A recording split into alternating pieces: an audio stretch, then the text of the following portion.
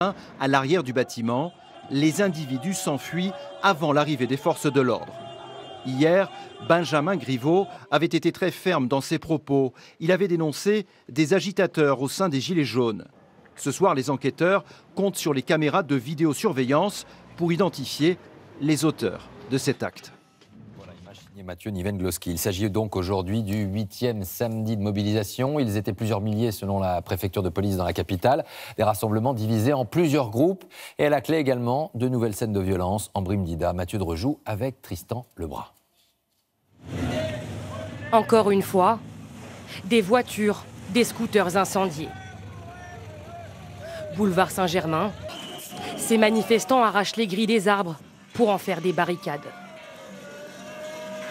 Et pourtant, certains gilets jaunes avaient essayé d'éviter les incidents, comme celui-ci. Il vient d'empêcher un autre manifestant d'incendier un véhicule. C'est difficile de tenir cette manifestation structurée.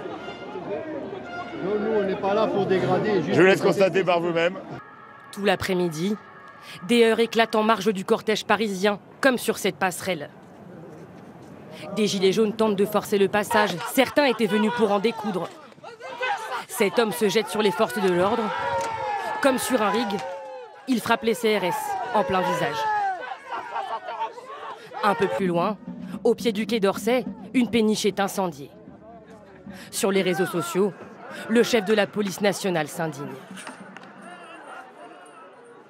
Tout sera fait pour identifier les agresseurs clairement organisés en meute haineuse. Insupportable négation du droit absolu de manifester.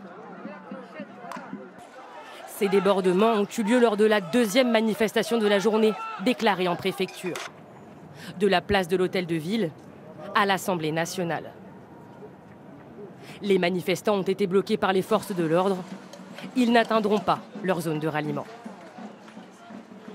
On a voulu aller jusqu'à l'Assemblée parce que le point de chute c'était l'Assemblée.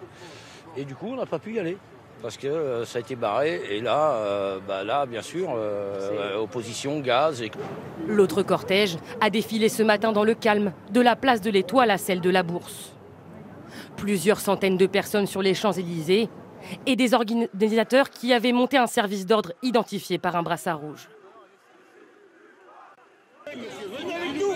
J'ai pas mes mains de se mettre en tort, s'il vous plaît, remontez rue de Péry, c'est important.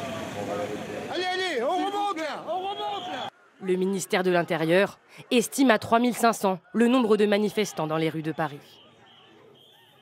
Et on va tout de suite retrouver en direct sur les Champs-Élysées Mathieu Boisseau. Bonsoir Mathieu, où en est-on désormais?